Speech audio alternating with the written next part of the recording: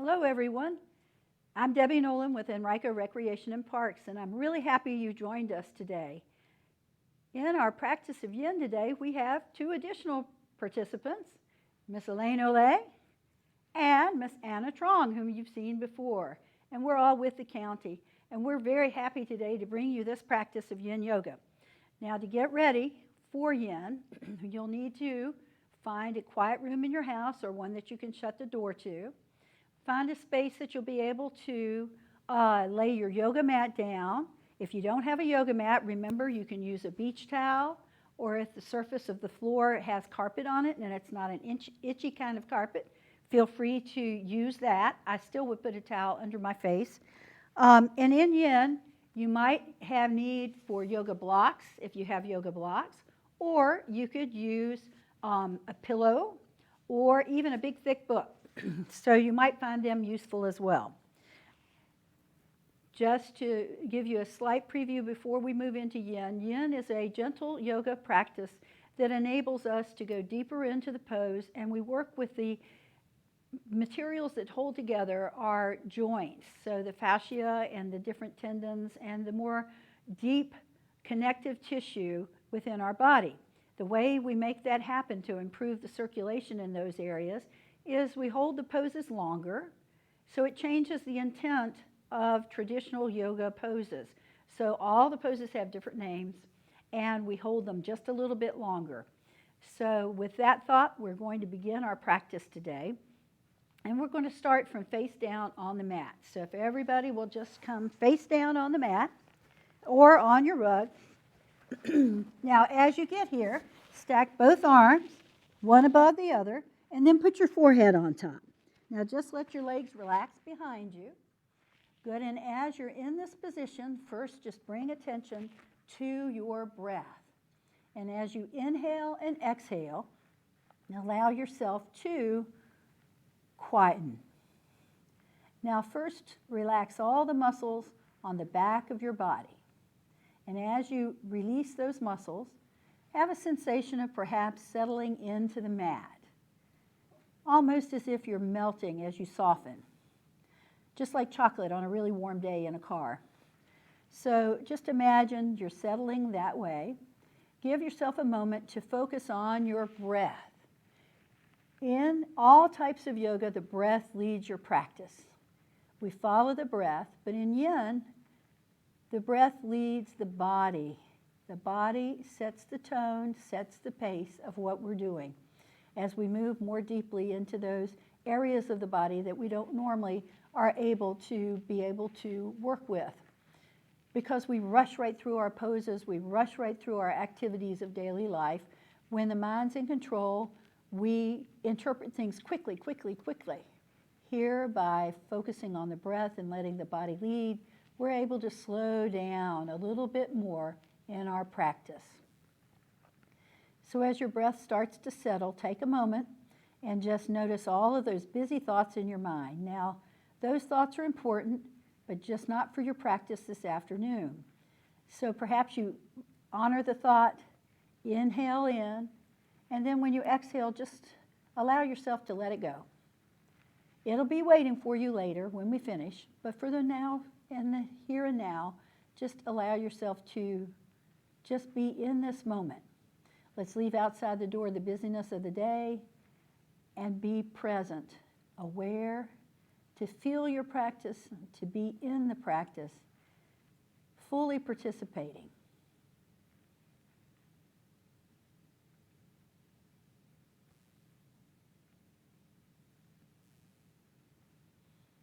Now take a moment and start at the crown of your head and go all the way to the tips of your toes and just check in with the state of you right now, this moment in time. What are you feeling? Where do you feel it? Do you have areas that you're nurturing today because they may be a little sore, or areas of old injuries? Just be aware of where they are and honor those areas as we move through our practice. So as we start into the poses, all of the muscles go through a continuum from the edge of the movement beginning to the edge where if we push any harder, we can cause harm. So let's find that place for you today to be able to let go, release, and soften, and yet still find challenge in the pose without fighting. Know it'll be there for you. You'll be able to identify those spots immediately. Very nice. Now, as we're here, good, let's go ahead and come up onto our elbows. Good. Bring your elbows directly beneath your shoulders. So the hands can go out in front of your body. Good. Again, relax all of the muscles in the back of your body. Good. Let your chin come to your chest. Good. And prop your chin against your chest. Now, in Yin, we always want to make sure that all parts of our body are grounded somewhere. If you have a block, you can also put your forehead on the block, like so. So that's a good alternative and some place that you can be. Or you can just have the chin against your chest. Either one is good. Very nice. So this is Sphinx pose. Sphinx, like at the base of the pyramid. But again, even though it has the same name as its traditional yoga counterpart, here, allow yourself to have a sensation of just settling into the mat. Notice how the breath flows differently. But just at the back of the body, softening and releasing into the mat and grounding your practice today. So as we move through the different poses, if you're in the pose and you can't settle, take the opportunity to reposition. Good. You want to be able to release. And if you're fidgeting, you can't. Good, so allow yourself now to lift your head. And the other thing about Yin is once you're in the pose, just shut your eyes so that you can feel the practice. Good, now you turn your head towards the left side, and as if you're looking over your shoulder.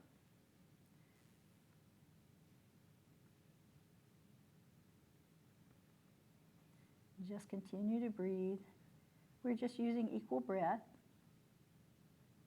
That just means you're breathing in and out. Fairly equal inhale, equal exhale.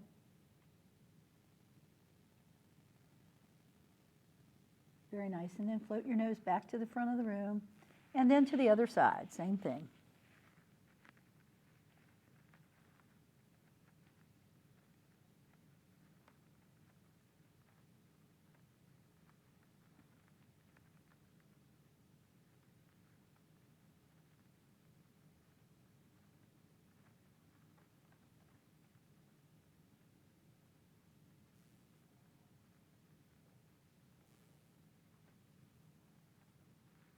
Very nice. Float your nose back to the center. Good. Now here, lift both feet off the floor. Press your knees into the mat. Bring your heels closer to your bottom. Good. And flex your feet. So pull your toes down towards the knees and then just relax your ankles. Good. If you need to reposition, do so. Maybe you need to wiggle a little bit and then settle into the mat. Now you may find that you only want to do one leg at a time. That's perfectly all right.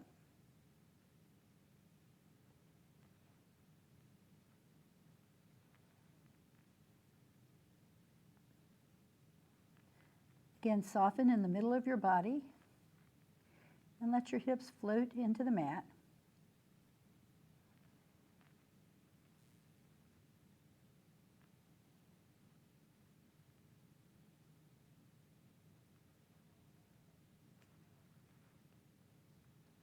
After a few moments, taking care not to squeeze the cheeks in your seat in the back. Keep them soft, those muscles. Just slide your left hand forward and just touch your fingers. Lift your elbow off the mat.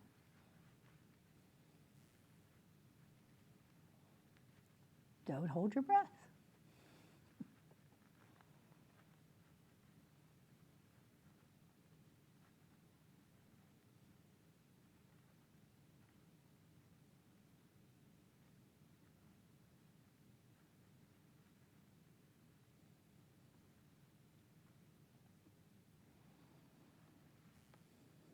Breathe all the way down to your bottom of your lungs. Sometimes people call it belly breath. Breathe all the way down to your belly. And then float your elbow down.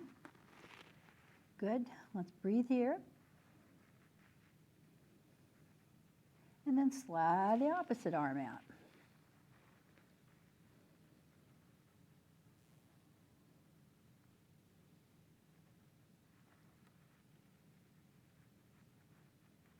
Notice anywhere where you tightened up the muscles in your back or in your body, and then just relax those areas the longer you're in the pose. Give yourself permission to let go. We have to be in control all the time. Here's an opportunity to let go and just be in the moment.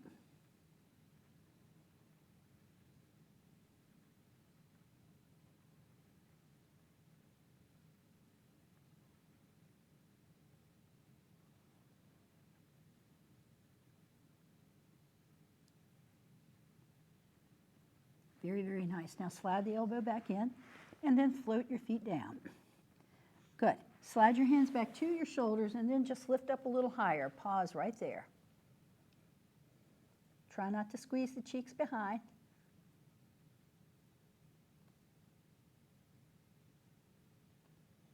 Good. And then lift yourself up.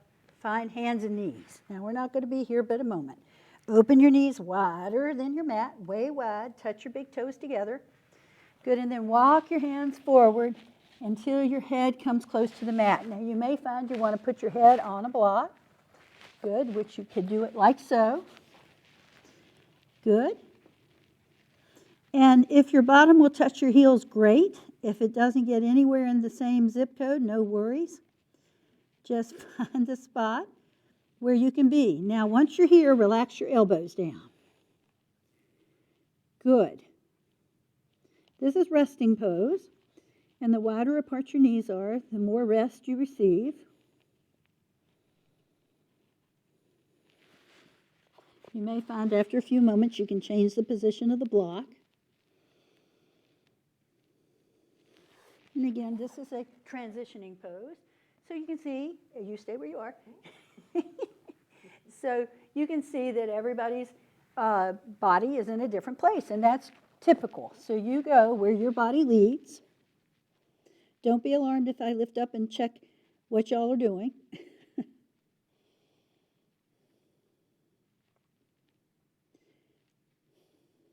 Good. Now lift your head if you're using the block. Slide your hands back. Good, and let's come back up to hands and knees. Now, in this next part, if you've got tender knees, you can slide back the mat so that you make a fold in it, like so. Good, you can do that. Or you can put the towel under your knees if you were to need it. You'll know who you are, so it's there if you want it. And these are called dragon poses.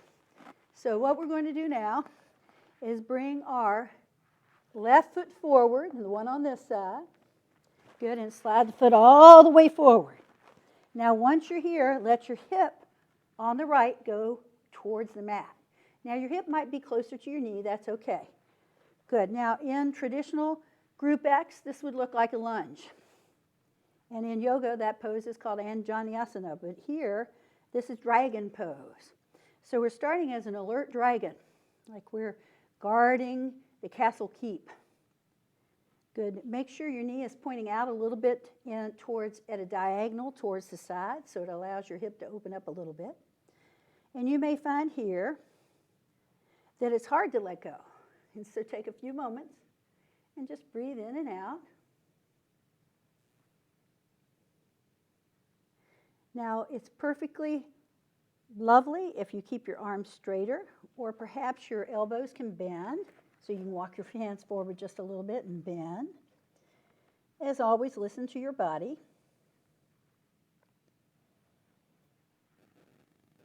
And after a few moments, you may find that you can come down on your elbows and relax your head down towards the mat. Now, if you don't go down any further, just relax your head down towards the mat. It's all good. The benefit's the same wherever you end up. Remember, that's the place where you should be today, where your body speaks to you right then.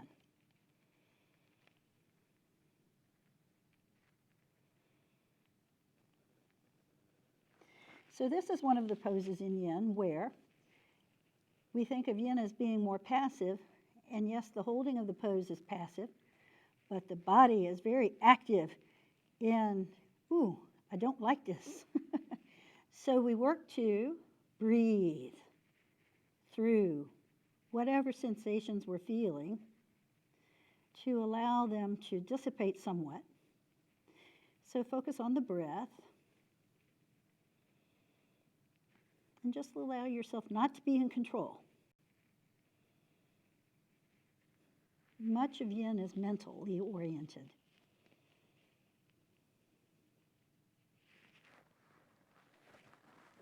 Good. So on your next breath, just go ahead and lift your elbows if you're lower. If you're on your hands, slide your hands back a bit. Good. Now walk your foot out to the side, just straight out to the side. So the inside of your foot is resting. Perfect. Good. And we pause right here. So let your entire thigh relax of the leg that's out to the side.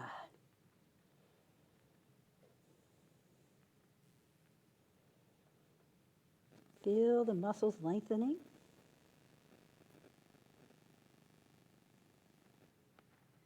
Excellent.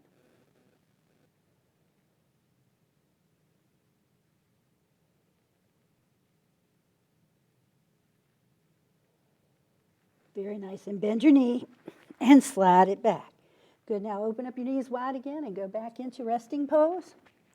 Good. And just allow your head to relax down.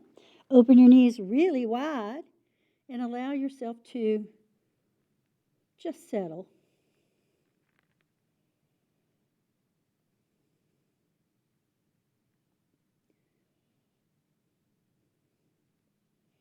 So again, a transition pose.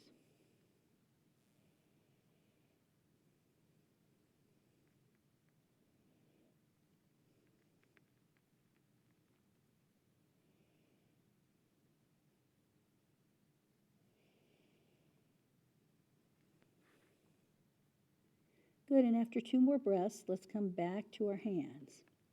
So take that whole breath. Don't rush.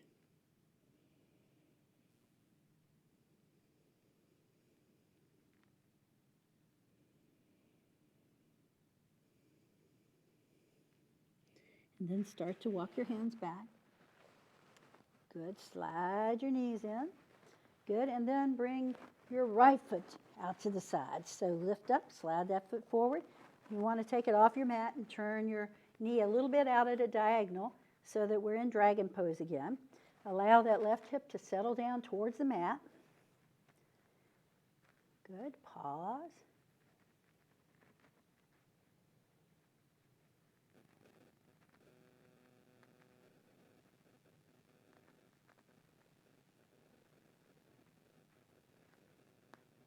Keep your breath flowing.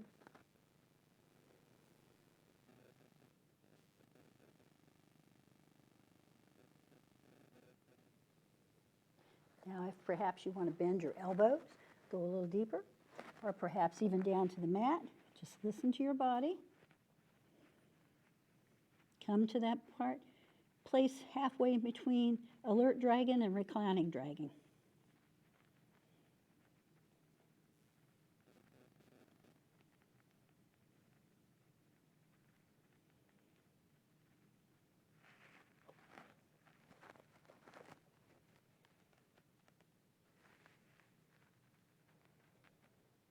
Good, now 2 more breaths and take that entire breath.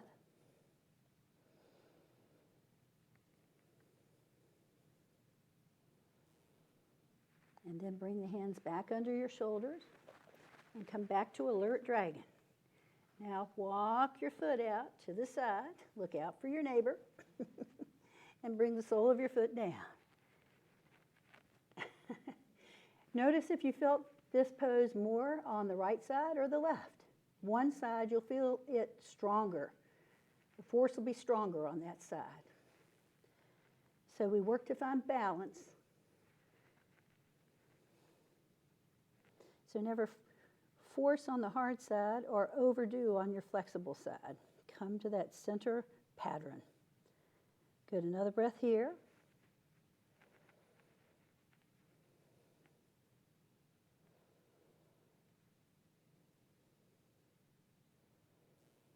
Wonderful. And then bend your knee, slide your foot back. Good, but this time instead of going into resting pose, let's have a seat. Good, and float your feet forward.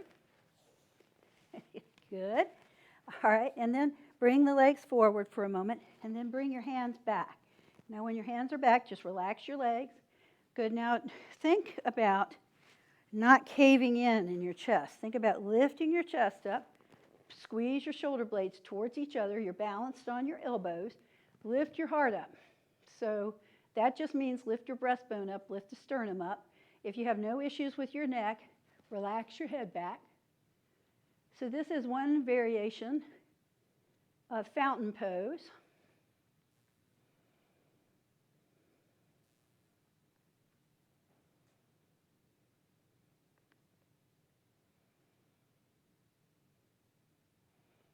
Good. Lift your head up for a moment so you can stay here, or if you're feeling good in this pose, you can come down to your elbows. Same thing. Lift your heart again. Lift your chest again. Relax your head back if it's comfortable for you. Now in Yin, you'll have times where you'll start to feel the muscles start to fire, and it'll feel like little jerky movements. And that's because the muscles don't want to let go. They just don't want to release. So breathe and inhale in, collect, and then exhale. See if you can relax those areas. Now, does that mean that it'll go away? Maybe, maybe not. But it's okay. Eventually it will. But you are aware and you're feeling. You're noticing what you feel. Good. Notice if you're holding surface tension in your body. That will cause that as well. That just means you're holding the muscles really tight. Perhaps you take a big inhale in and then sigh to let it go.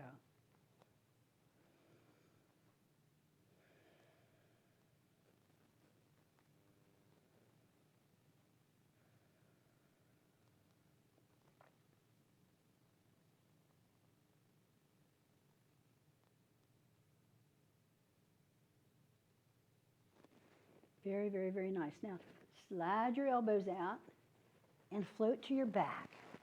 And as you float down to your back, good, bend your knees and put the soles of your feet on the mat. Good. So as you have the soles of your feet on the mat, first just let your lower back relax into the mat.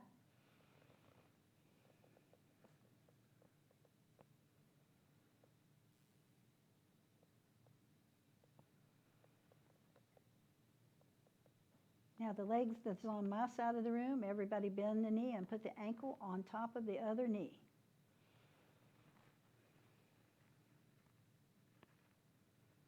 Good, you can take the hand on that side and place it on your thigh and kind of push the leg away a little bit or steady it, ground it. Not an active push, but just the weight of your hand actually will make you feel lengthening in your hip. You can take your other hand and place it on the crest of your hip as well.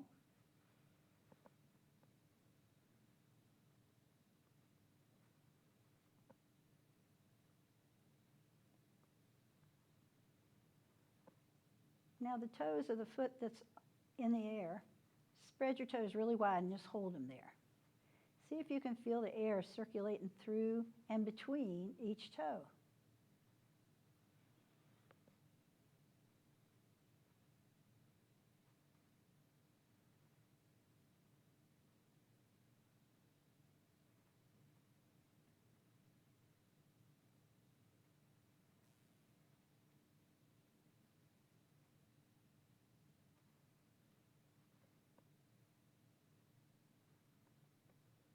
Excellent. Now, just move your hands back to the mat.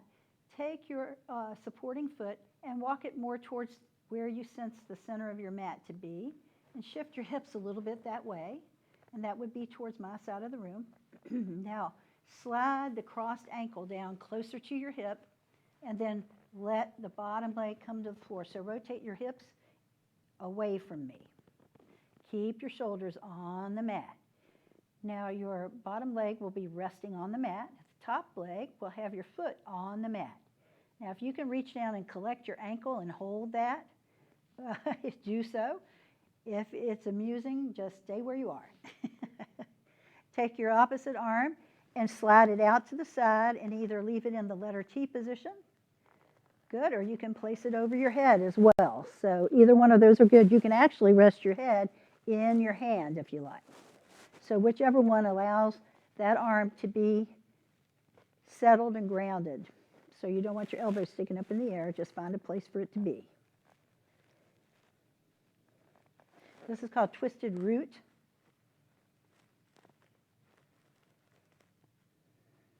Think of your legs as the root to your tree.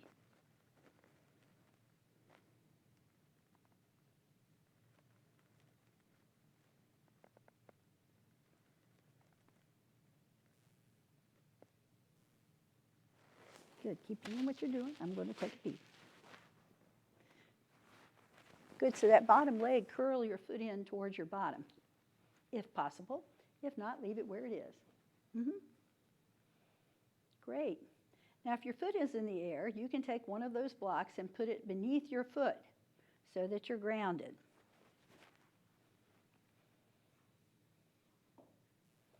Perfect. Now release into it. Good.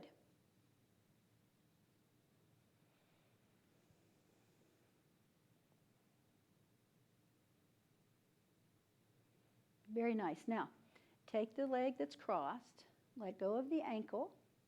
Now put that leg on top of the other leg. So stack the two legs. Good. The hand that's behind your head, bring it to the front of your body and turn your shoulders that way. Good. So use your bottom arm for a pillow. Good. So now you're resting on your side. Use that bottom arm for a pillow rested under your head, just like you're at home, in your bed. And just for a moment, just allow yourself to be right here. Nice and steady breath.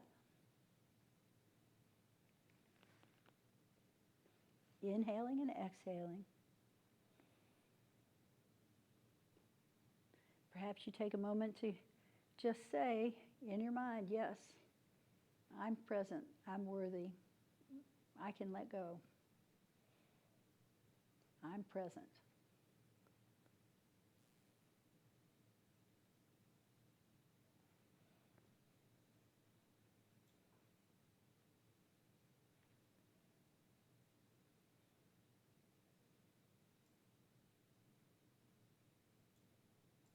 Very, very, very nice. Now,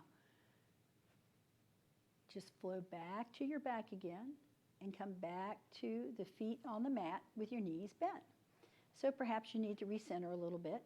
Good. Now take your opposite leg and cross it on the opposite knee. So that is just right. Take the hand on the bent leg side and place it on your thigh. And take the other hand and you can place it on the hip on that side. Very nice. Good. Now shut your eyes and just feel, or close them halfway, whichever one's better for you.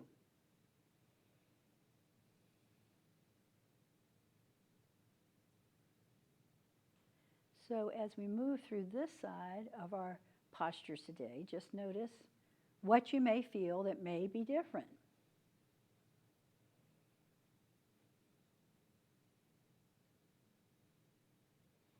In yoga tradition, the strong side of our body, which we call the dominant side here in the West, that's the side that we lead with all the time. We have a dominant hand, a dominant eye, a dominant leg, so that when we run, we lead with that leg. When we bicycle, we push harder with that leg. That's governed by the sun and warmth and heat and has masculine qualities. And this is in yoga tradition.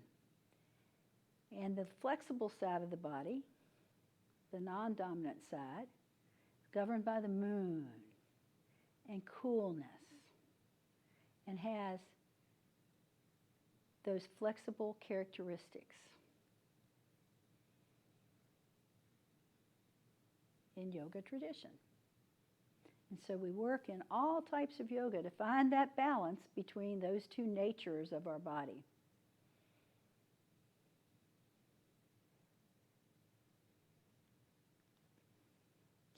Excellent. Now, the leg that's on the knee, the foot, slide the foot down towards your hip a little bit, just the foot. Good. Now use the foot on the floor to shift your hips in the direction of the bent leg. So shift your hips over a bit. Good. And then start to rotate. And as you rotate, there you go. Shifting of the hips allows you to rotate your hips more easily. And as you come to the mat, good. If your foot's flying in the air, land it on a block. Good. Now, take your arm on the same side as your foot is now.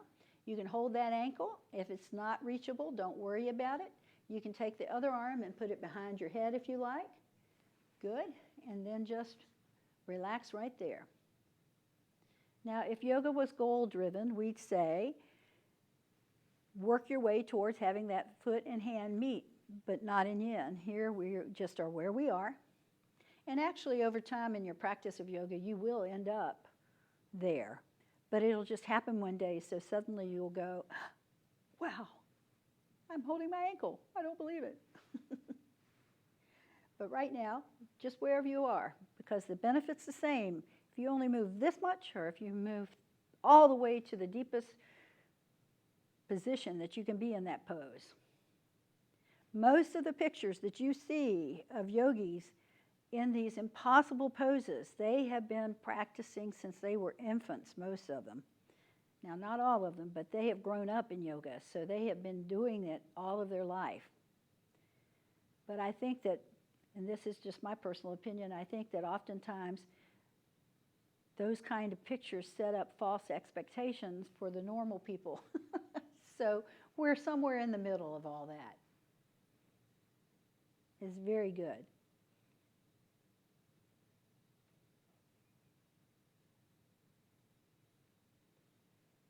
So as we're in these poses, good, we always find that place to be that gives us the benefit without fighting it.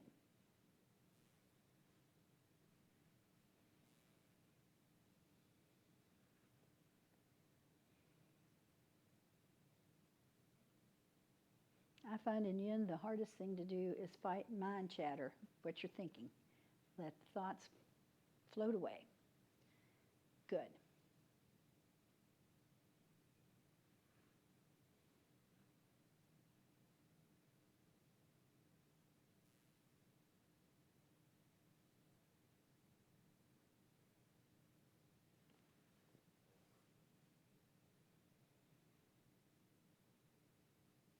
So if you're holding your ankle, go ahead and release it. And stack that leg on top of the bottom leg. Good. Now go ahead and turn your whole body in the direction of your knees. Use your bottom arm for a pillow. Good, and just pause there for a moment. Now take it as an opportunity to send yourself a positive thought, positive affirmation. Or maybe you send a positive thought out to the very first person who pops into your mind. You know, we think of that person because they need that encouragement from us, or we wouldn't have thought of them.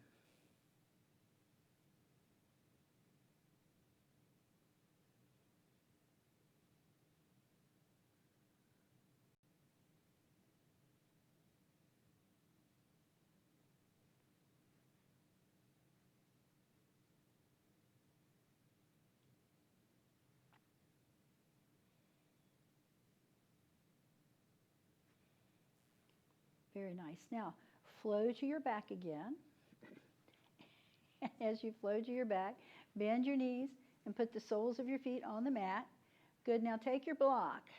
Whether you're using a tall block or a short block, take a block. Good. Lift your hips up off the floor and put the block underneath your hips. Good. Perfect. Separate your feet a little wider and open your arms a little wider. Good. So a supported back bend. Good. Bridge. A type of a bridge.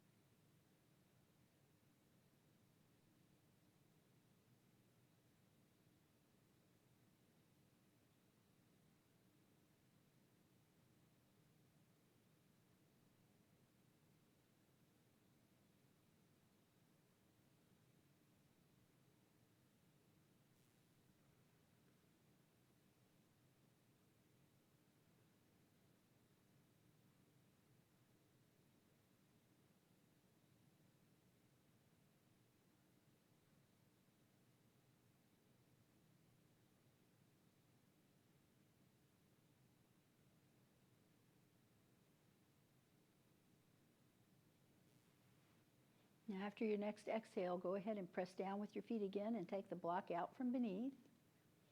Good, and let your hips come to the mat. Good, now draw your knees up to your chest. Good, now separate your feet and your knees wide apart. Good, and hold on to the calf on each side. So bring your feet up towards the ceiling. Good, think happy baby pose. Good, come to the inside. Try the inside with your arms. Come inside from this way. Yeah, yeah. Good, wiggle your feet. You know, I'd never seen children doing this before until I was in church one day and I saw a baby actually literally doing it. I said, huh, so now I'm going to always call it that. Good. Very nice. And then just pause for a moment.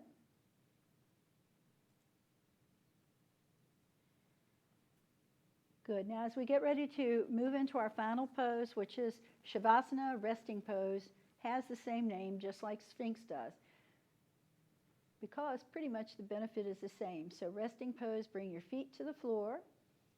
Good, and slide your legs either out all the way or keep your knees bent, whichever way you like, or you can put your feet in butterfly. So all three of those are great places to be, whichever one you want to do. Good, you can put your hands on your rib cage and feel your breath. Good, or you can have the arms out next to your body. Just turn your palms up. Good, just shut your eyes for the next few moments and just allow yourself to breathe. If the thoughts in your mind try to intrude again, just inhale in and exhale out and allow them to drift away so that you can spend the next few moments in quiet. As you breathe in and out,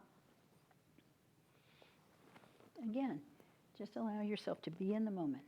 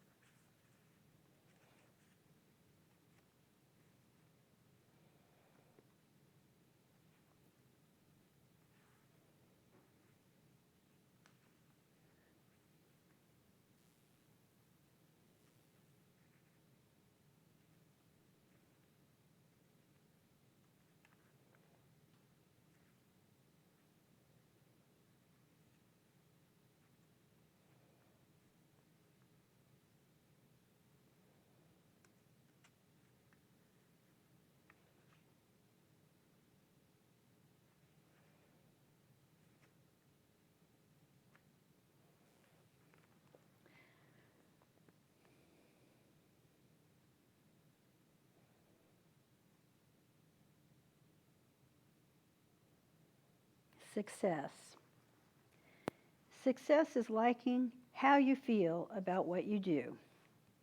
Any success makes you feel successful when you accept yourself. When you don't, nothing makes a difference. Where your passion lies, there too lies your success. So do your best at what makes you happy. No one can ask for more, and you won't be satisfied with less. Success is a lonely place because true success is mastery over yourself. You climb to the top of your talent and survey the world through your very own eyes. No one can share your perspective. No one's praise means as much.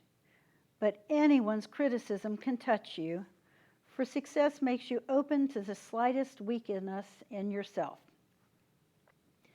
You realize that to win the greatest success, you don't use power, but your vulnerability, for true success makes you humble. And you come to understand that only if you can fail can you succeed. When you succeed, you know that your failure, just like success, is always just behind the next door. The only true failure is fearing to risk. I accept everything that brought me to this place. I am open to criticism. I intend to grow.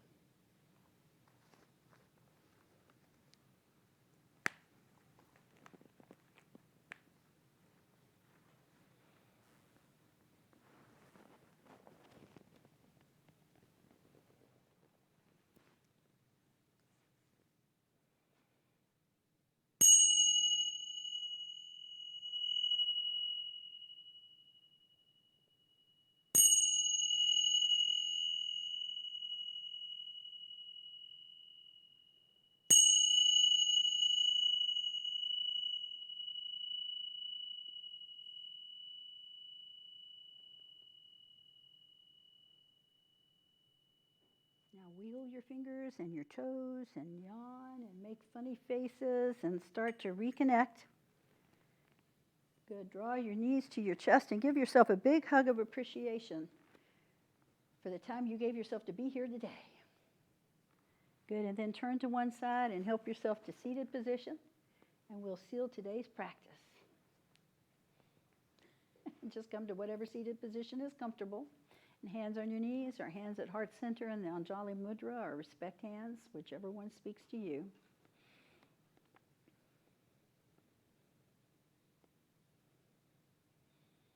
The light that shines from within each of us present here today is reflected back and magnified. We come together, we share our successes and we share our failures, but most of all, we share growth and we share yoga. Thank you for letting me lead your practice today. Namaste.